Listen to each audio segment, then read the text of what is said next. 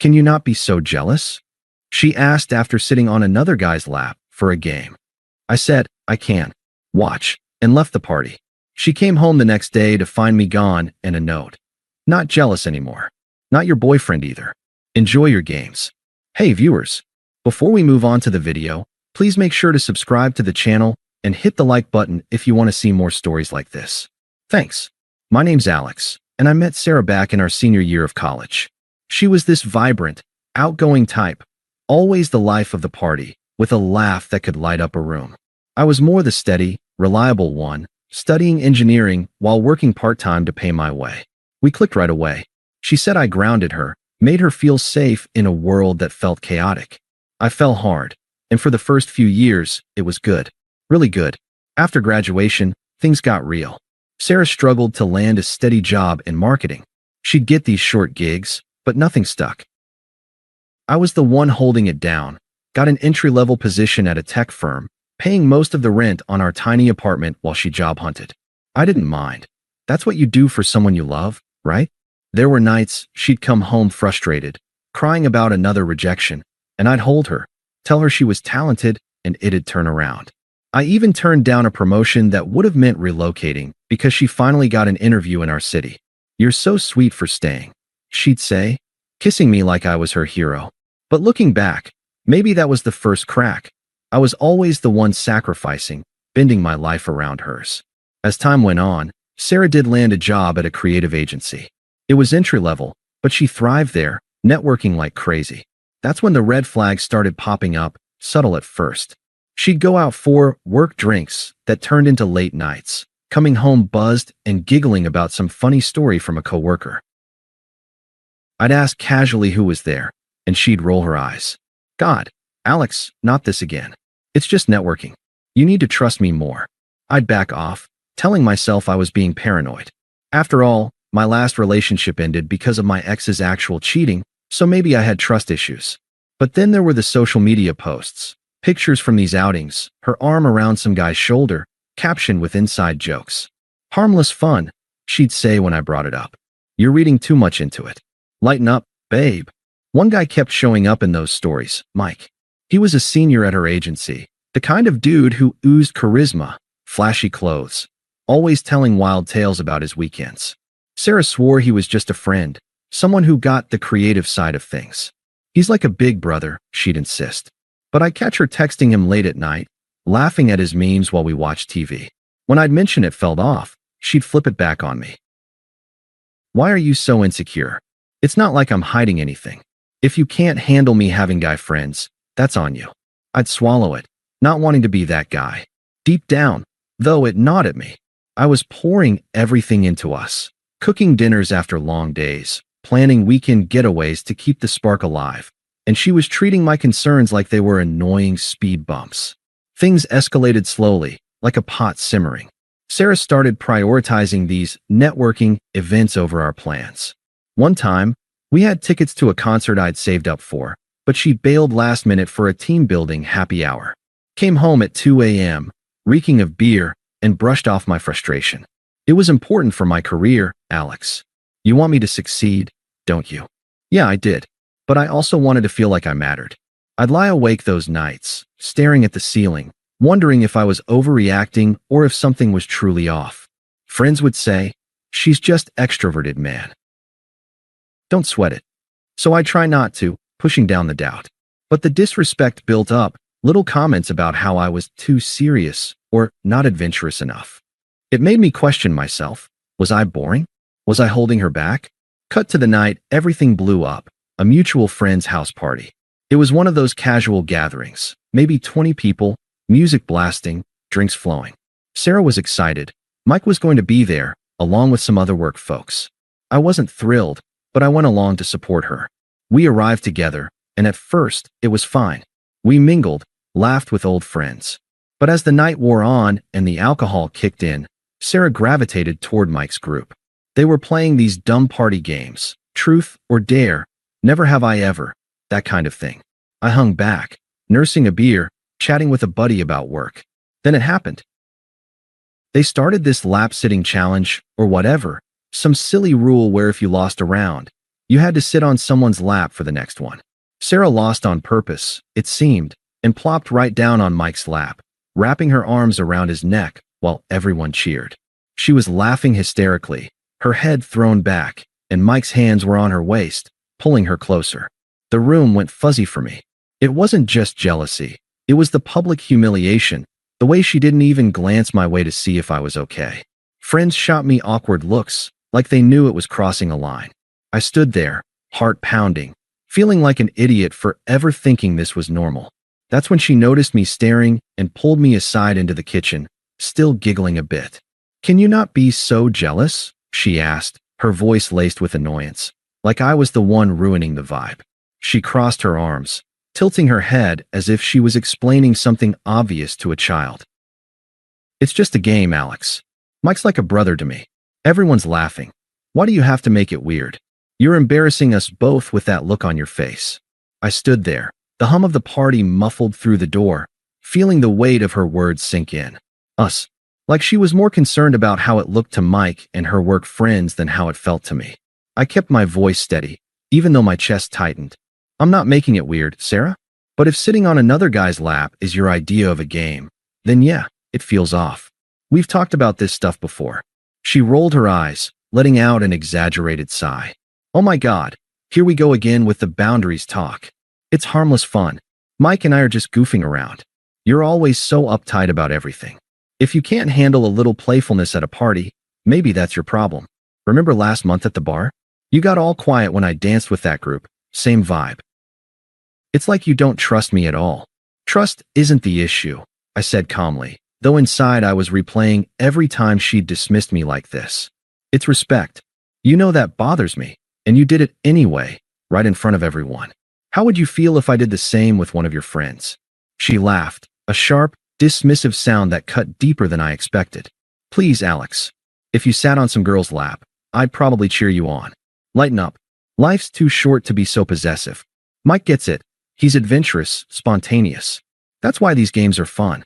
You're reading way too much into it because of your trust issues from your ex. I mean, come on. It's not like I kissed him or anything. You're overreacting as usual." Her words twisted like a knife, turning my valid concern into some flaw in me, while painting Mike as this exciting alternative. I could see the smugness in her eyes, like she knew she had the upper hand because I wasn't the type to cause a scene. The party noise swelled as someone opened the door briefly, and I caught a glimpse of Mike out there, grinning with the group, probably waiting for her to come back. I took a breath, keeping my tone even. "Okay, Sarah. If that's how you see it, fine. I cannot be jealous. Watch." She furrowed her brow, like she wasn't sure if I was joking. "What does that even mean? Are you seriously mad over this? Fine, I'll stop the game if it's such a big deal. But you're killing the mood for everyone." "No need," I replied, already turning toward the door. "Enjoy the party. I'll head out." "Wait, Alex, don't be dramatic," she called after me, but I didn't stop. I wove through the crowd, ignoring the curious glances from friends, and stepped out into the cool night air. My heart was racing, but I didn't yell or beg or confront Mike. I just left. No outburst, no pleading for her to choose me. It was like a switch flipped. I was done being the backup plan in my own relationship. The drive home was a blur. I kept replaying the scene. Her on his lap, his hands on her, her laughing it off like I was the unreasonable one. By the time I got back to our apartment, the confusion had hardened into resolve. She didn't come home that night. Sent a quick text around 1 a.m. "Staying at the party a bit longer. Don't wait up. We'll talk tomorrow." XO. No apology, no concern. Just more dismissal. I didn't sleep much. Instead, I started packing.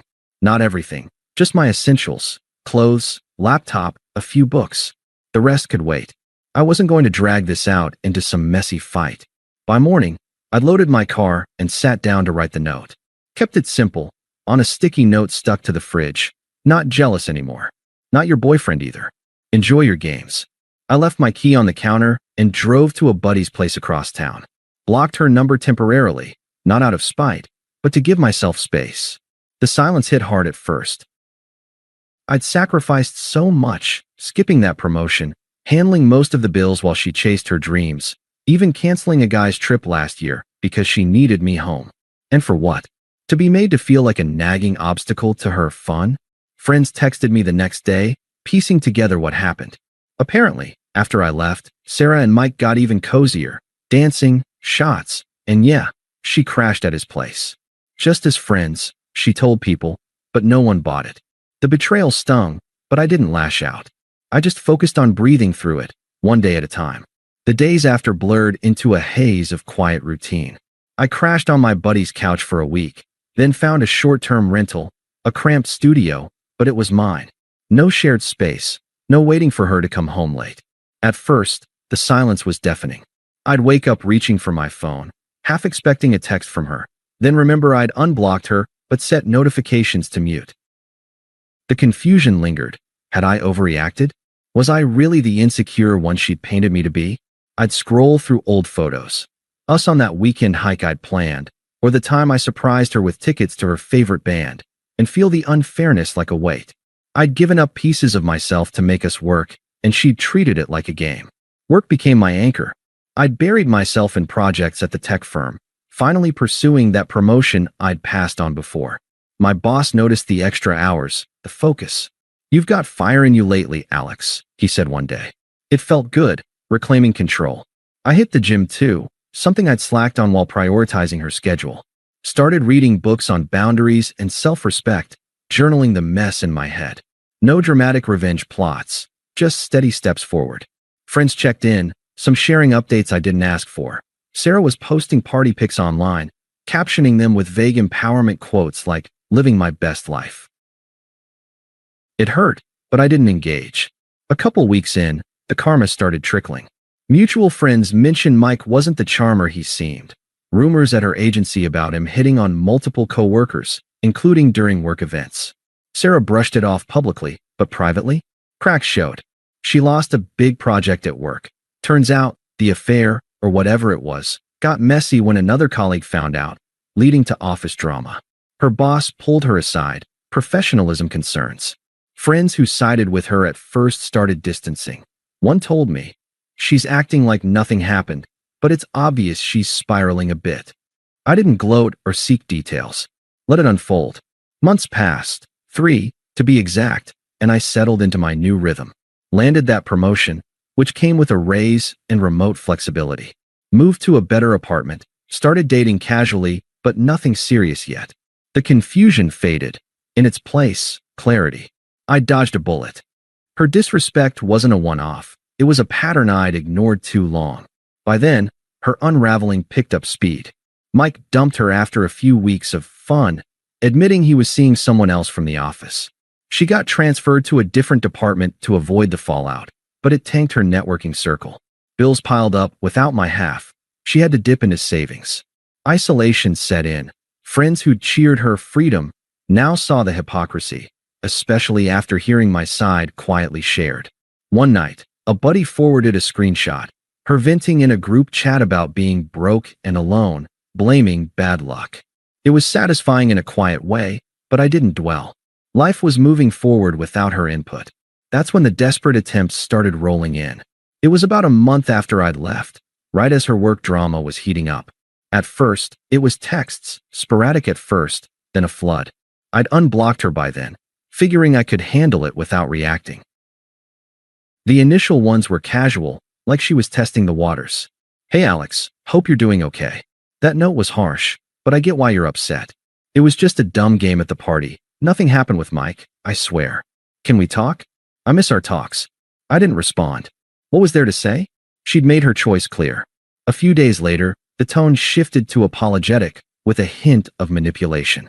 "Alex, please answer. I know I messed up. Sitting on his lap was stupid, but you know how I get when I'm drinking. It's not like we hooked up or anything.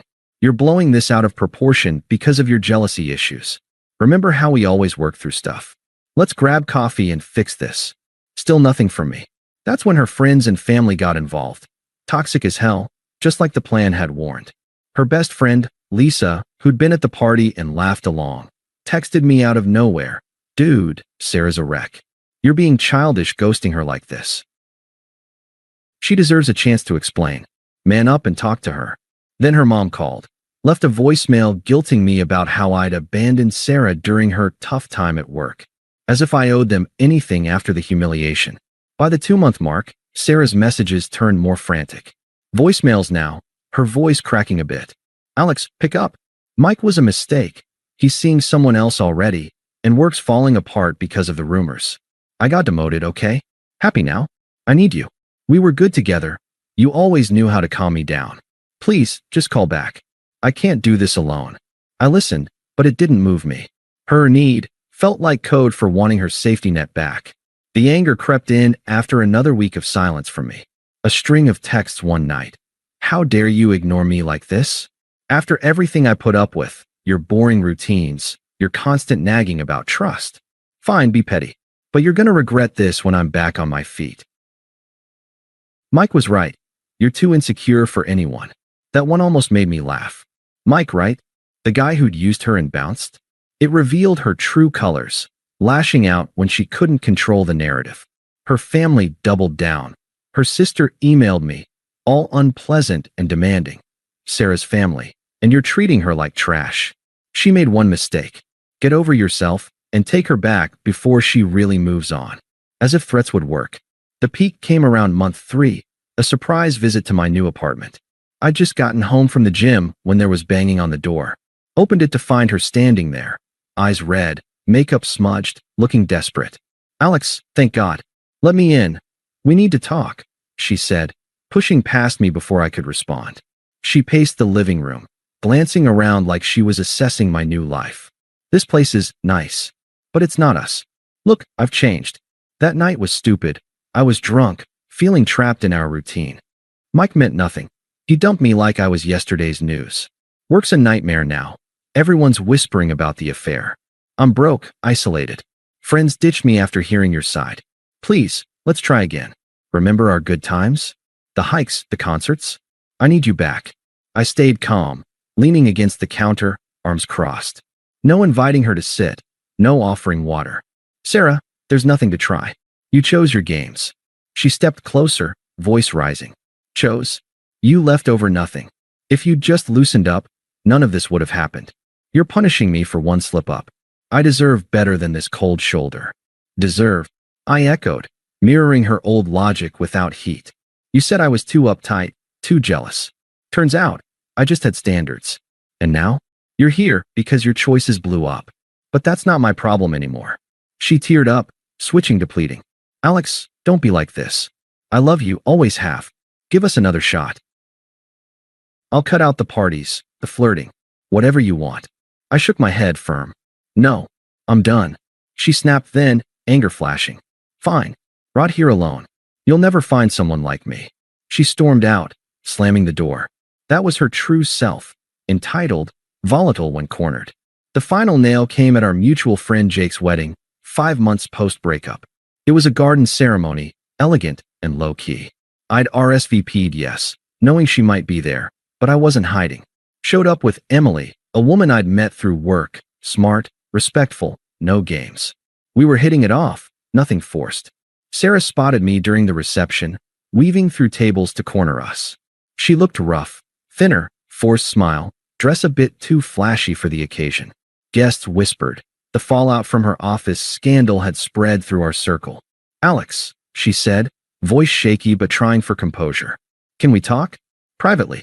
Emily glanced at me, but I stayed seated, calm. No need, Sarah. We're good. She ignored Emily, desperation cracking through. Please. I've hit rock bottom, lost the job transfer, crashing with my parents now. Mike's a jerk. He spread lies about me. Everyone sees it now. I was wrong, okay? Wrong about everything. Take me back. We can start over. I'll prove it. Her eyes darted to Emily, then back, hypocrisy bare. The power flip was obvious. Me thriving, her desperate in front of everyone. I met her gaze evenly, indifferent. You said I was holding you back, remember? Too predictable. Well, I've moved forward. This, I gestured vaguely to Emily and the life around us, is my reality now. You're not part of it. Enjoy whatever comes next. She blinked, tears welling. But I thought we had something real. Had? I corrected, turning back to Emily. Past tense. She lingered a moment, humiliated as heads turned, then fled the reception. No chase, no sympathy from me. She'd become irrelevant, a footnote in my story. The months after the wedding sealed it. I blocked her everywhere, no loose ends. Life leveled up. Promotion led to more travel.